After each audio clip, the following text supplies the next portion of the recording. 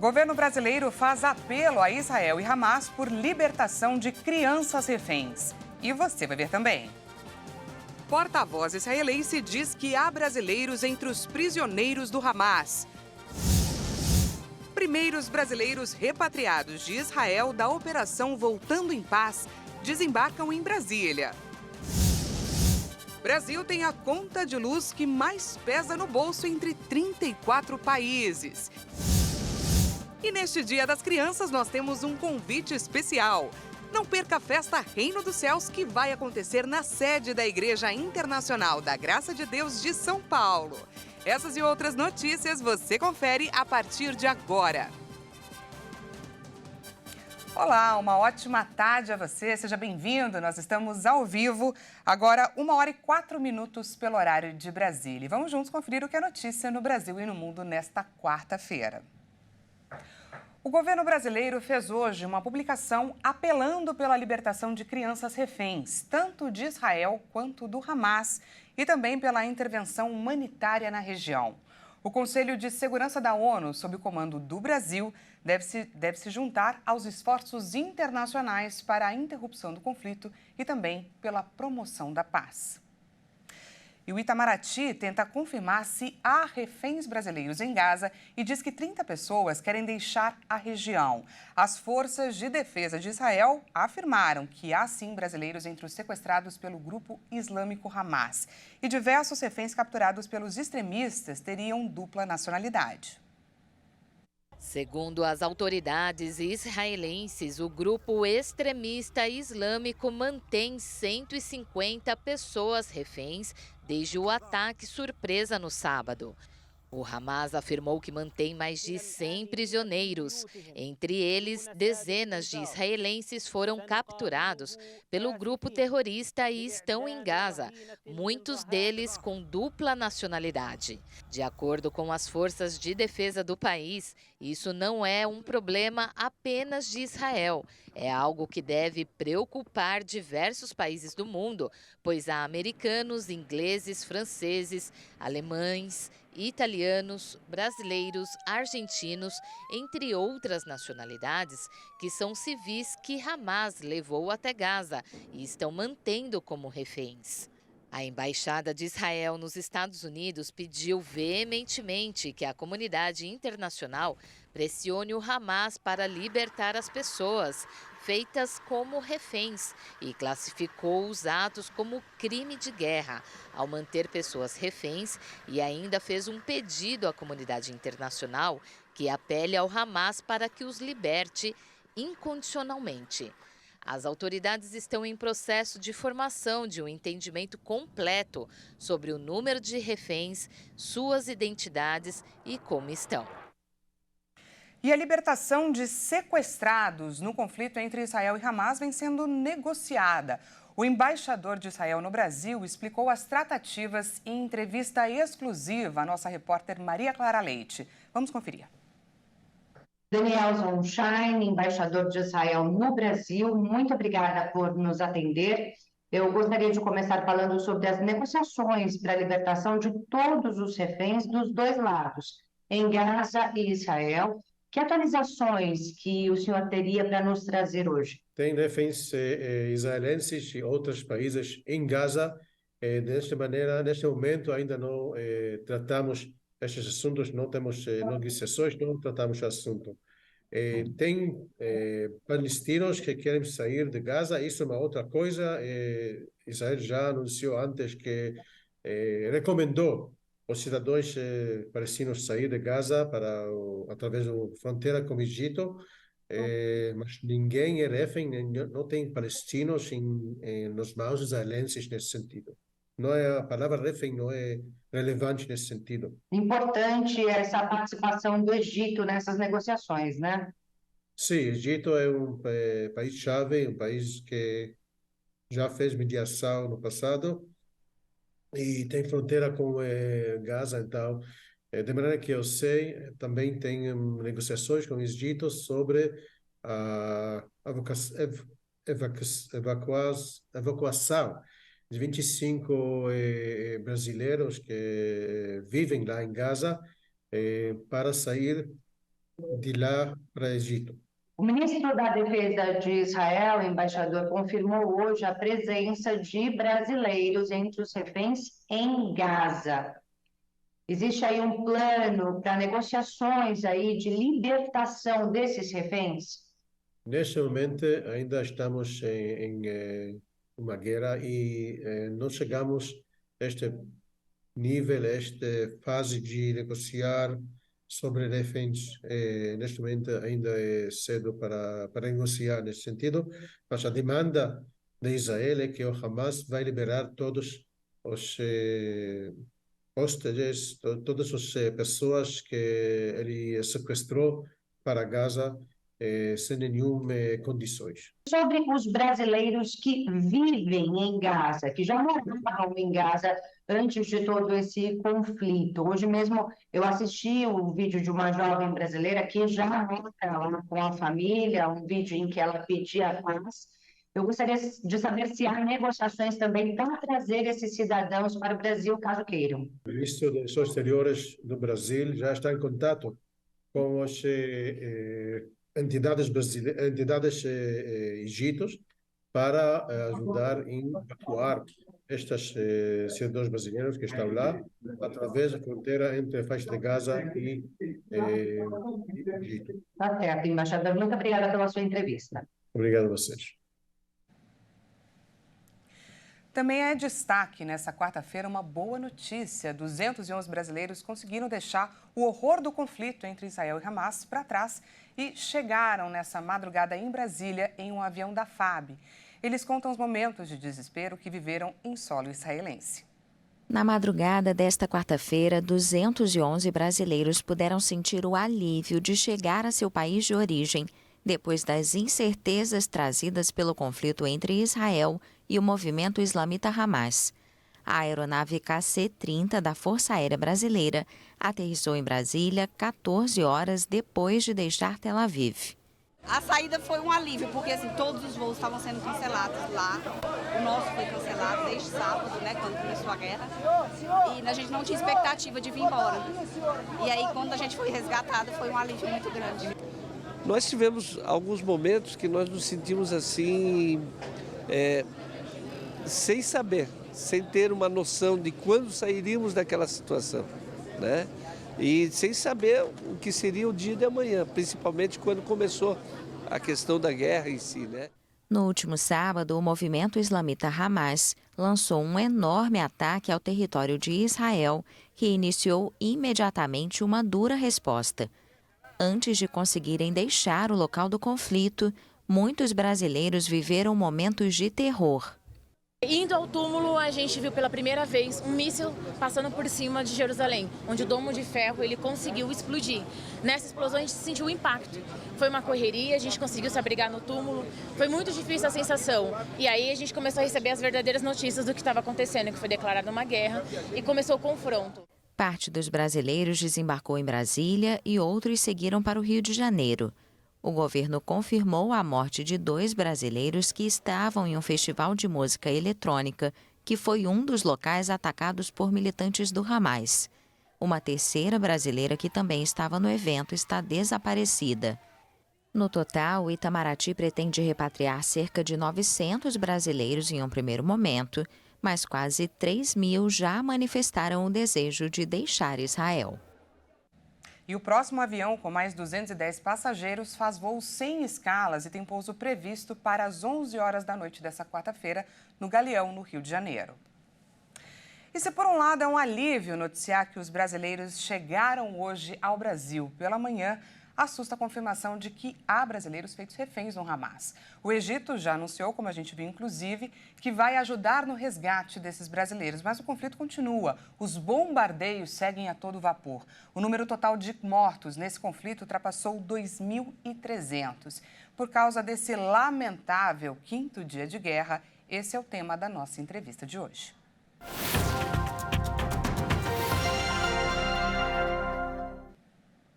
E eu chamo agora para a nossa conversa o especialista em relações internacionais, Vladimir Feijó. Boa tarde, Vladimir, seja muito bem-vindo. Boa tarde, Daniela. Obrigada pela sua disponibilidade, Vladimir.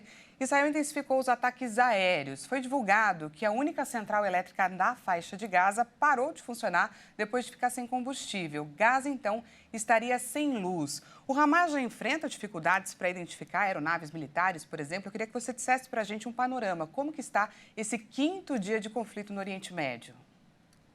Pois é, a gente tem um escalonamento com Israel insistindo com os seus ataques, espero eu, a esmagadora maioria deles cirúrgicos, para evitar casualidades de inocentes, buscando alvos do Hamas. Já havia anunciado que cortaria acesso de energia elétrica e água para a faixa de Gaza, numa tentativa de reduzir a capacidade tecnológica do Hamas, que deve ter um estoque de armamento, mas também que usa da energia elétrica, por exemplo, para identificar aeronaves ou mísseis israelenses. Já não sabe exatamente que tipo de equipamento eles têm. Israel fornece, mas a faixa de Gaza produzia energia. Até então se estimava apenas 3 horas ao longo do dia, e com a destruição dessa instalação, isso provavelmente não vai acontecer, exceto se eles tiverem algum estoque de energia via baterias ou alguma outra tecnologia de identificação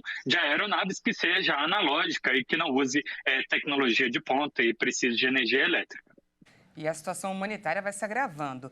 Em uma rede social, o presidente Lula fez um apelo à ONU e à comunidade internacional que, juntos com o Brasil e em caráter de urgência, sejam utilizados todos os recursos para pôr um fim à mais grave violação aos direitos humanos nesse conflito do Oriente Médio. Lula conclamou pela libertação das mães e também das crianças de Hamas e de Israel, que estão sendo feitas de reféns. Existe essa possibilidade? Qual que é, de fato, a proporção dessa fala do presidente Lula em alguma mediação nesse fim do conflito?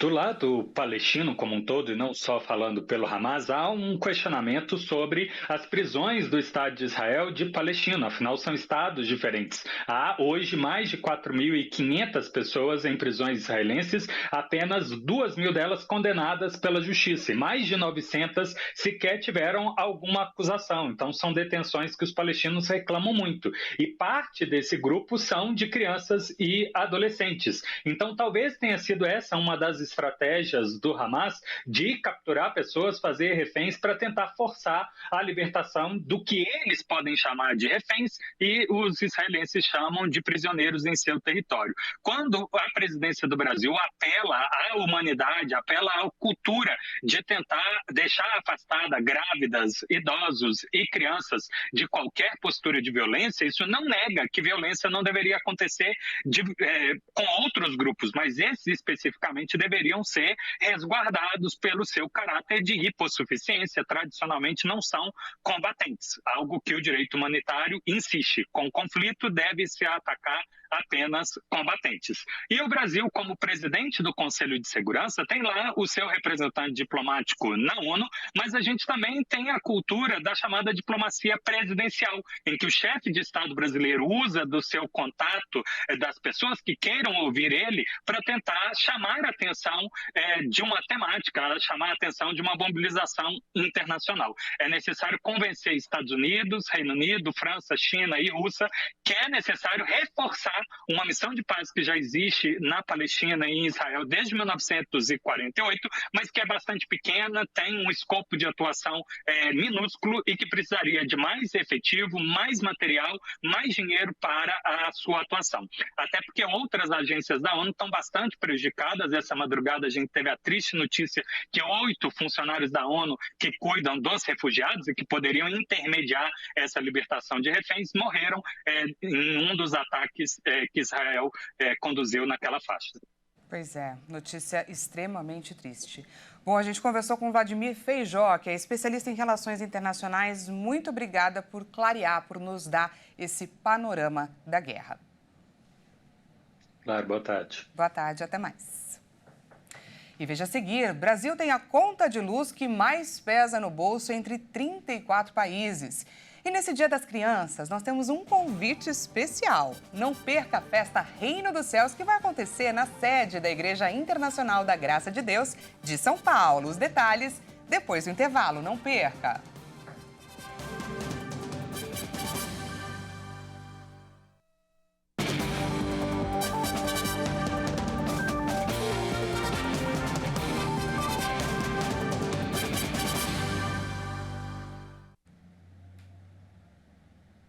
Seja bem-vindo mais uma vez, nós estamos de volta e ao vivo, 1h20 pelo horário de Brasília. Voltamos com mais notícias dessa quarta-feira para você.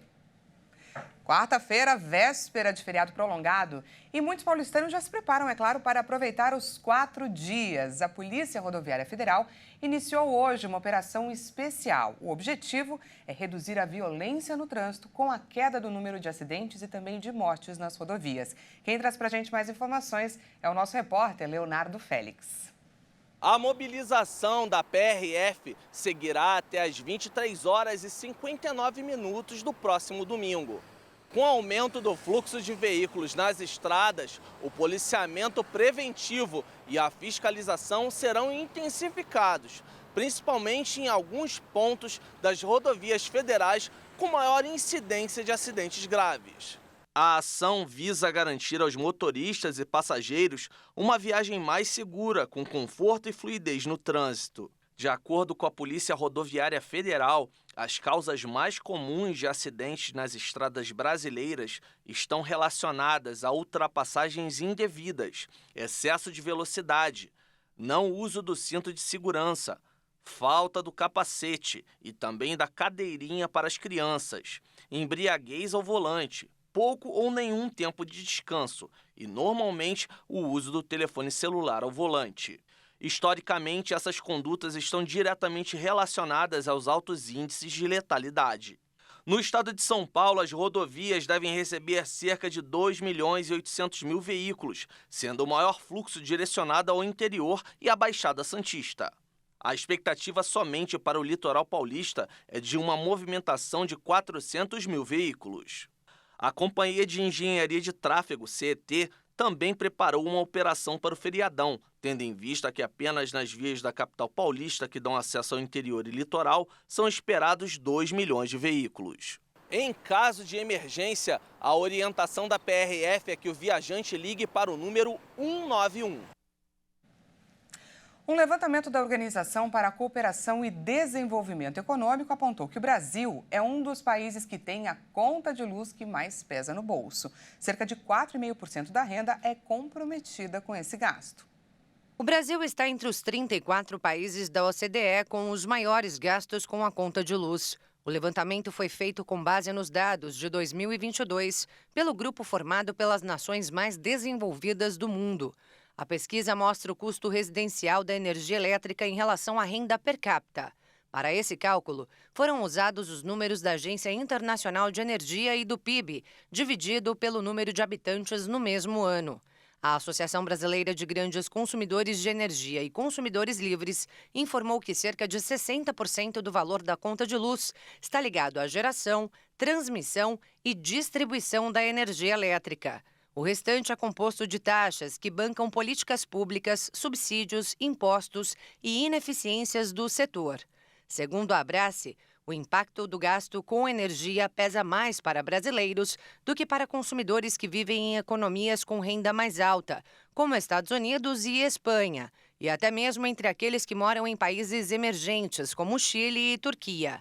Em média, os brasileiros comprometiam 4,54% da sua geração de riqueza anual para o pagamento da conta de luz residencial. Para se ter uma ideia, os espanhóis usam para esse custo uma média de 2,85% da renda e os alemães de 1,72%. Na América Latina, o país ficava na frente de economias emergentes, como o Chile e a Costa Rica. E nesse Dia das Crianças, a festa é toda delas. O Ministério Crianças que Vencem, da Igreja Internacional da Graça de Deus, está preparando um grande evento na sede aqui em São Paulo, com muita diversão e também muito louvor a Deus. Vamos ver. Todo mundo assim, ó.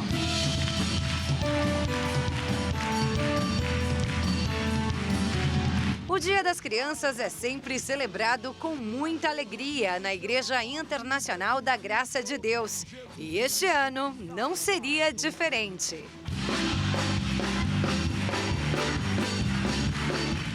Vai ser uma festa bonita, uma celebração. Claro, festa para as crianças, tem que ter coisas de crianças, mas vai ter a palavra de Deus, vai ter oração. Levanta as mãos dadas aos céus, levanta as mãos dadas aos céus. Crianças, tudo isso aqui é só por causa de você. estavam tentando impedir as crianças de irem até Jesus.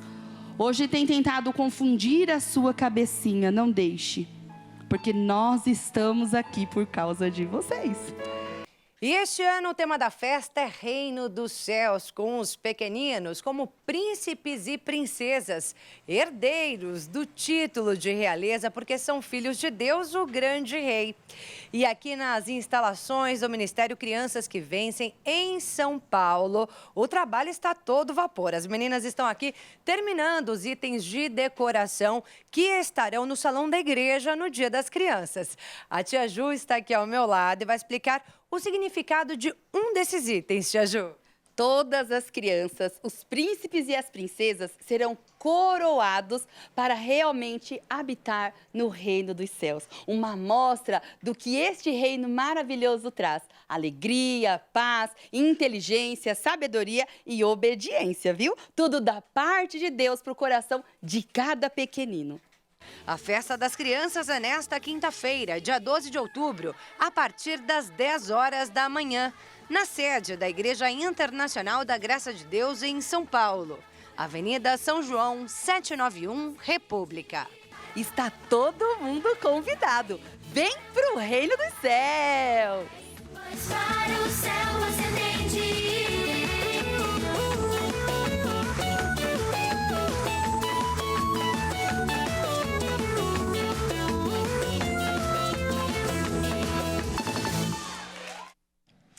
Vocês viram, né? Está tudo sendo preparado com muito amor e carinho. Então, papai e mamãe que estiver aqui por São Paulo, não perca a oportunidade e traga o seu filho, que a festa vai ser maravilhosa. Essa edição fica por aqui. Muito obrigada pela sua companhia. Até mais!